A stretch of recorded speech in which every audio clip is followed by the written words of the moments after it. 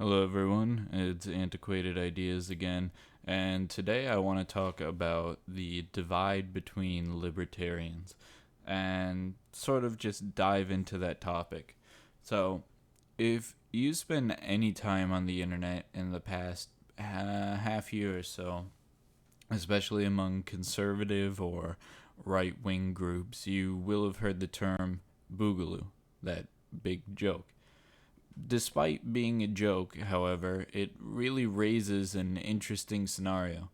You can see that there are actually quite a few younger people who are advocates and passionate about their freedom. Well, I previously made a video regarding patriotism and nationalism. The common term for people in America who feel this way is libertarian. But who really are the libertarians, and why do we fight over them so much? The thing is that there really are a multitude of beliefs in relation to the Boogaloo and to libertarians.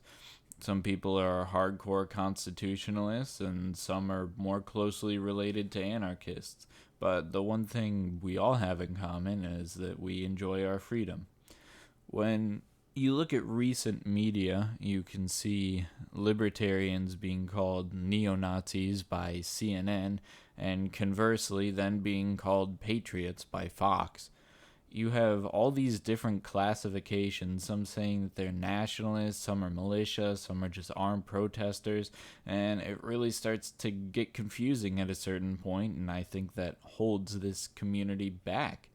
A lot of people don't want to get involved because they hear about the Nazis and authoritarians, and they don't want to be involved with groups like Atomwaffen. And if you don't know Atomwaffen, I think James Mason got arrested.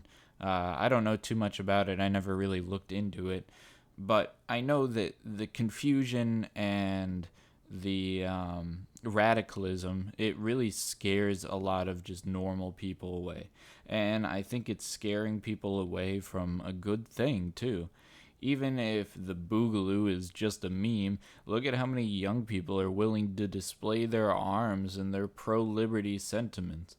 The thing about that meme is that it really brought people together despite having a plethora of sometimes opposing views. But when we let the media take control of the narrative, they only try to separate everyone. Of course, there are two ways of looking at this.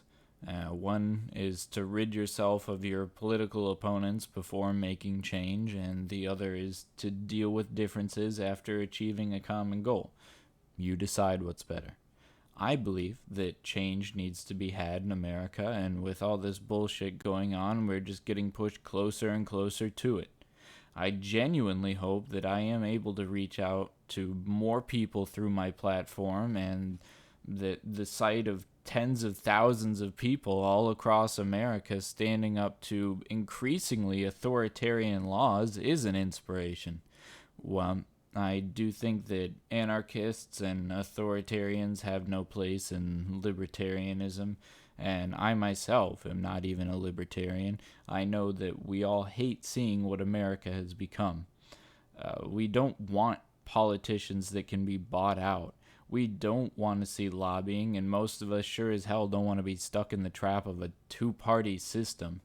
So while I might just open a lot more questions than I'm going to answer, that's definitely a good thing.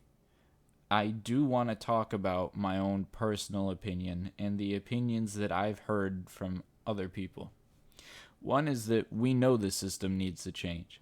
I mean, I've said that. Everyone knows that. Everyone knows something needs to happen, whether it's a reformation based on the Constitution, which is being shoved under the carpet day by day, or a complete and total restructure of the government. It needs to change. The system of deceit that we live in only harms us. One would have thought that boomers learned their lesson not to trust the government with Vietnam, but now we see many of those people prosecute the exact same type of person that they would have been. Think about what happened in Kent State. I mean, you think people would have learned that the government is willing and able to use force against its own people when they shot civilians on a college campus who were just protesting. But now you see these people that were in that same position, that they were protesting. Now they go out and they think that we should use government force against the exact same type of people that they were. Protesters, people that are standing up for their rights and saying that we need to put America first, think about what we're doing. I mean, we see things like the effects of the Patriot Act and how detrimental it is to our society. We read 1984 in school for a reason, and that reason is not to use it as an instruction manual. I know that society also needs a shift away from not just its government dependence, but also in terms of the way that we view things. I don't even need to talk about how I think hedonism is a huge problem because, frankly, most of us already know it and just refuse to accept it. But the other huge problem is that people want to just accept their sheephood and bow down to the government. I mentioned in my previous video how people keep dying from mass shootings, and it's literally because politicians use it as a platform to gain votes. They encourage, or even orchestrate, but I digress, these actions because it gets everyone emotional. It gets them all riled up, and when they're all riled up like that, they're willing to go and vote because they think it's going to make a change and they're doing the right thing. But in reality, if politicians just talked about the root issue, then we wouldn't need to place all this stupid legislature into action against lawful gun owners. Yet, not even the regular populace wants to talk about the root issue. In fact, many of them are uncomfortable or afraid when you try and tell them that it's not guns that are the problem. It's people that are the problem. It's the society that we've allowed to take form that's the problem. But to really change society and to mold America into the country that it needs to be, we need to start with a top-down change, reforming our leaders and our systems to better teach. We know that leading by example is one of the most effective tactics, so our politicians need to reflect proper American ideals and not just their own greed. Being that I'm a self-proclaimed eco-nationalist, I can agree with a few, and I do mean a few, authoritarians. They understand that sometimes a change really does need to be pushed. However, the American ideal that I support most is that of the citizen militia, having a healthy distrust for the government. It's the final and most powerful check to the government in our arsenal. In a correctly functioning government, the people should never be afraid to voice their opinions. Henceforth, our founding fathers gave us the specific freedoms to speech and to bear arms and to keep militia.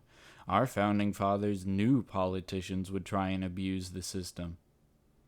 But the point here is that we know there's a problem.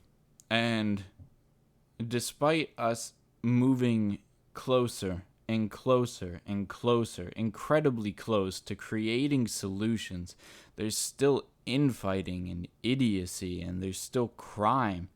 There are all these problems that are going on with libertarianism, and that's part of the reason that I wanted to make this video, is to say that at this point, I don't care what race or gender you are or where you stand, because you should care about your rights. The corporate and political rule that we see needs to be ended. I mean, the fact that our protests are getting so much negative attention just means that people know we have the ability to change things. In a way, even, this virus is a blessing because it breaks down the globalist rule that's been placed over us. In terms of an epidemic, we need to think about America first, but that's how it always should be. Now, before I wrap this video up, I just wanted to specify and say that I specifically wanted this video to be about what good can come from removing the divide among libertarians. I mean, we really do need to unite against the common enemy that we have, or should I say the common goal that we have, which is to uphold the Constitution. At least that's my opinion. Even if things need to be reformed or changed, the basis of a truly good country is there in the Constitution, and that's what a lot of people believe.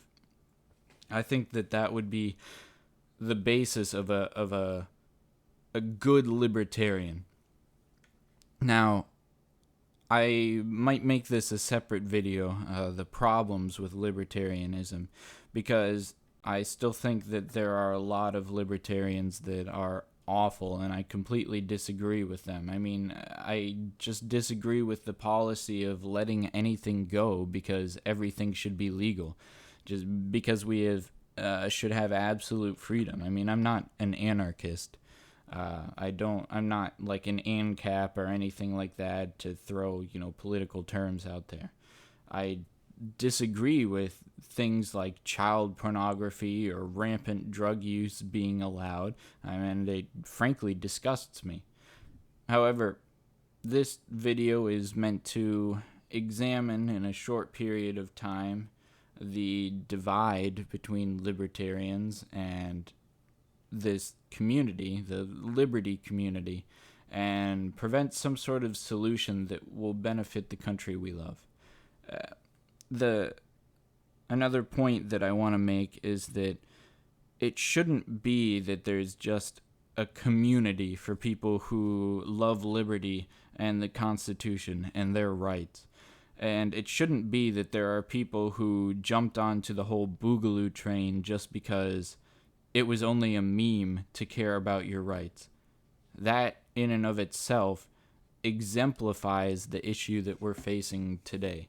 America can be united, and it should be united under American ideals, under the idea that we're all American and we have God-given rights that we're supposed to uphold. And upholding them means whether it's from foreign invasion or from our own federal government. I mean, I don't agree with having the amount of big government intervention that we see today.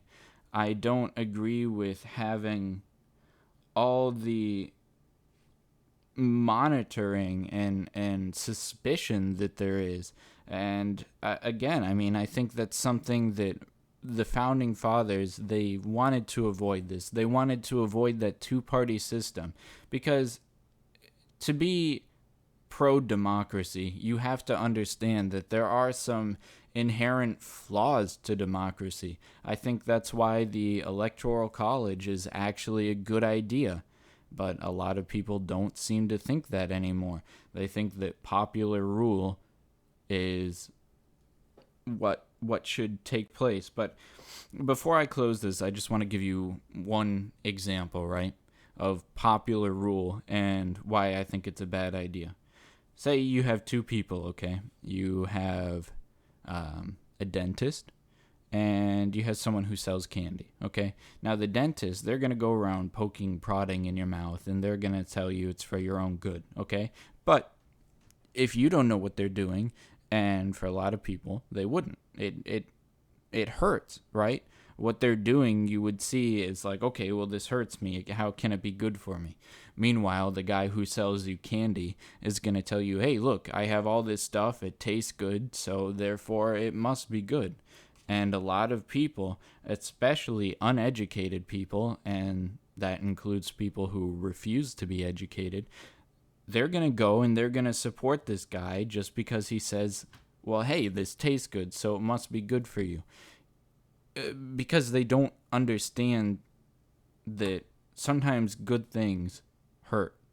And so I think that really is one of the best examples of how popular rule and an absolute democracy can actually be an issue. But again, that's not what we have. And the Constitution, in my opinion, is one of the most genius documents that has ever been written, especially in terms of the way that our government was set up and the fact that we're supposed to have this national sentiment where we keep the government in check. But if you like this video, please feel free to check out my blog, donate to me via PayPal or Patreon, and if you want me to cover anything else, just leave a comment. Thank you.